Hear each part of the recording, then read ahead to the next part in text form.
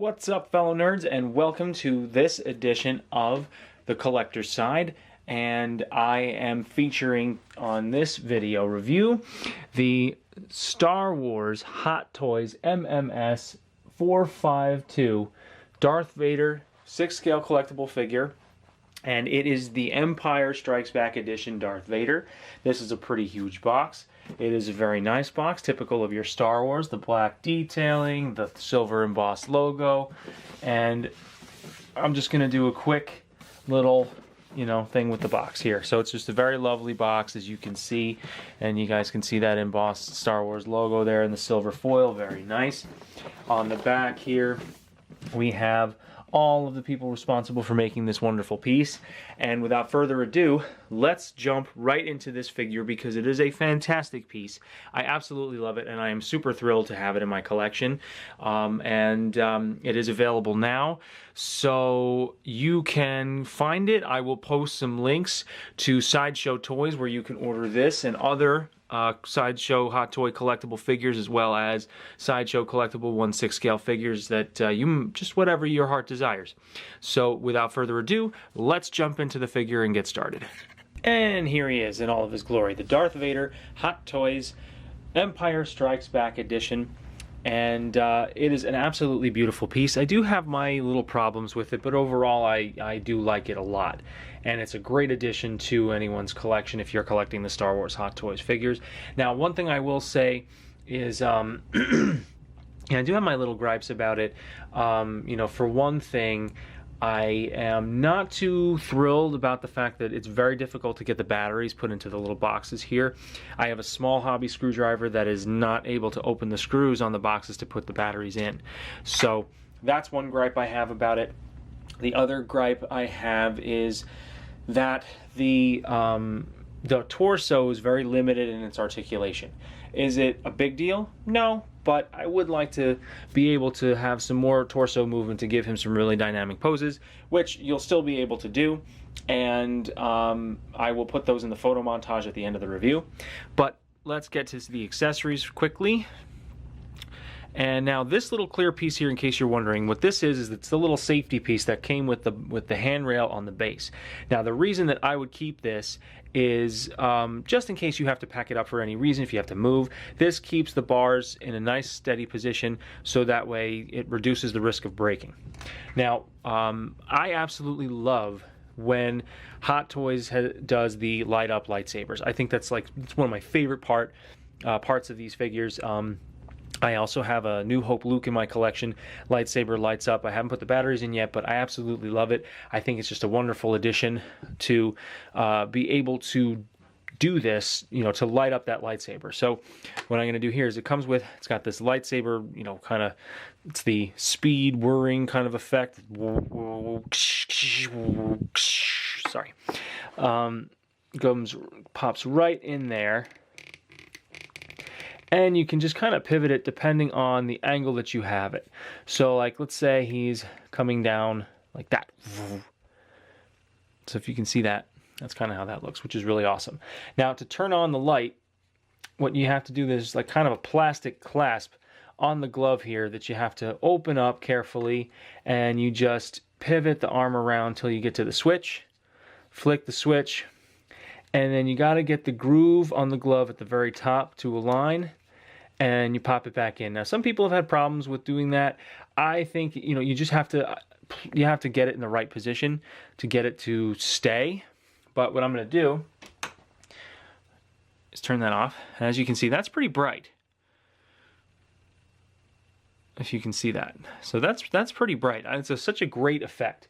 And now I'm not going to put it on the figure at the moment just because I have everything nice and set up, but I will have pictures of this lit up to show at the end. We're just going to turn that off, so I don't want to waste these little batteries. They're expensive little suckers. All right, anyway, so you just pop the glove closed again, and it's actually not as tricky as one might think. If you just got to get it to catch in just the right place, starting at the top, for it to stay put. And it does stay put. So now you can change that and put that on that lightsaber, no problem. This is the normal lightsaber that I have fit into the hand. So without further ado, I'm going to take off the lights and I'm going to show you, you know, the ins and outs of the figure itself. But just really quickly, it has 5 pairs of hands, and I count this one, but you know, it's really, I mean, this is fantastic. The arm accessory, it's, you know, got a decent range of motion. Not the greatest, but it can give you some good poses, and I just love the fact that they're doing this with the lightsabers once again. So we have a few pairs of hands that it comes with. We have the display base, which I really like the fact that they've done such a nice job with the display base. Takes AAA batteries. Now these little batteries here, the batteries that go in the boxes here and in the arm, those are all these little tiny things. They are AG4/LR626 1.5 volt mini button batteries. Whew! So, without further ado, let's get into the figure. I'm going to put the base on the side, move the accessories out of the way so we can get down and dirty with it. And what we're going to do is take a look, and I'll show you the articulation and all the other little features. Now, one thing you're going to want to make sure you do before you start messing with the figure is read the instructions. Okay, the instructions detail how to change the batteries, how to put the batteries in, what to do to pop off all the pieces, how to get the arms to switch out, and everything else. So it's going to tell you all that you need to know to be able to switch out all the parts. So for example, like when you're going to change the lightsaber arm, first you're going to take the hand off, then you're going to pop out the elbow area. You know, you're going to go to the elbow here and pop that joint out, and then you're going to put everything back in. And you're going to do it carefully. Make sure that you don't break anything. I'm not going to do it here on the video just because I don't want to risk breaking anything. I'd like to be in a comfortable position to do it carefully. So I'm just going to show you some of the basic details of this particular figure. Now, one thing I find to be very interesting is that on the shin guards here down in the armor, they are Velcro, so they do come off. And that way, if you're bending the knee, if you get to an extreme of a position, they'll just kind of pop right off and it's no big deal. So standing straight, this is a pretty impressive scale figure, and you know, he has such a nice presence about him. He's very, you know, it's a very imposing, very powerful, you know, just really captivating presence, and that's one thing I really do like about it. You know, the torso articulation is rather limited. He can sort of angle down slightly. He does have his, you know, he can arch back ever so slightly, but that's pretty much it. Obviously, because of the armor, this is all one piece here, so the range of motion is rather limited to about that much going side to side, and about this much coming forward. Now, the armor, and the helmet pops off a little too easily, but that's no big deal. Arms raise up about that much. Now, one thing that is, I guess, a little difficult is, you know, the shoulder pieces do get in the way, and you feel like they're going to pop off, and you really have to be careful because they're not very strongly attached to this main chest shoulder plate over here. So you just want to be careful when you're posing it. Now, honestly, in the movie, the actor really couldn't move more than that much as well. So, you know, if you're watching the film, it's sort of like, that's about it. And it's pretty impressive how, you know, Lord Vader here can move around and have his little lightsaber battles with Obi-Wan Kenobi and with Luke Skywalker, and he can't really move that well. So, yeah, no, that's true. But without further ado, we've got leg articulation. Now the legs go up about that much each leg. Now there is thigh swivel here. You do have your double jointed knees. You do have a great amount of ankle pivot here going forward and back. Side to side, not a lot. You know, his range of motion is rather limited, but I think it just goes with the particular type of figure that it is. So, double jointed elbows. Get your force action, your little mind control, kind of choking. Anyway, we got that. So, the helmet. Now, very clearly in the instructions it states, this head portrait does not change. You will damage the figure if you try to take the head off. So I don't recommend you doing that unless you're a customizer and you know exactly what you're doing. Even then, I would just be careful because you will break it. and it will not be a good thing. So the back here, now this is what's special about the Empire Strikes Back edition. And I find it kind of funny that when it comes to all of the different Darth Vader versions, you have the ones where the helmet comes off all the way, and I think that's in the Return of the Jedi edition one. You have the New Hope version that there's nothing going on under here. So I think it's really cool that you have the exposed rear of the head, and that's for when he's in his stasis pod and he is interrupted. If you guys can see, I'm just gonna.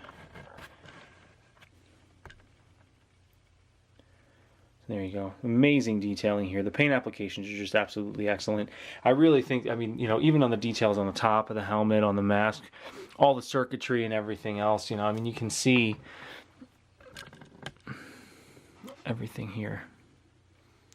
And just how nicely done this is. Head articulation is actually very good. Even with the helmet on, you get a lot of range of motion in this head. Up, down, side to side, turn to the side, turn to the side. You get your full decent range of motion with this. And it's great because you can get a lot of dynamic poses out of it. And, it makes it more expressive in a lot of different ways because of how great the articulation is on the figure. Now,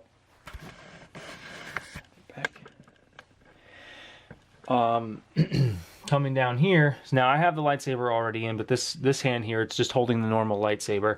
So if I wanted to pop out the blade and switch it to the motion beam, I can do that. And you just have to give it a little bit of a push. The regular lightsaber, the motion beam, is a little loose.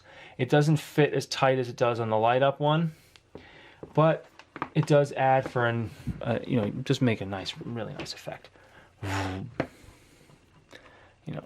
Turn it around that way.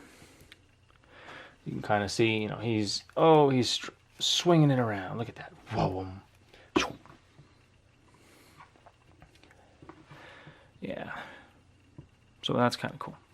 But all in all, this is just a great piece. Now, one thing I really love about this, the costume itself is so nicely done.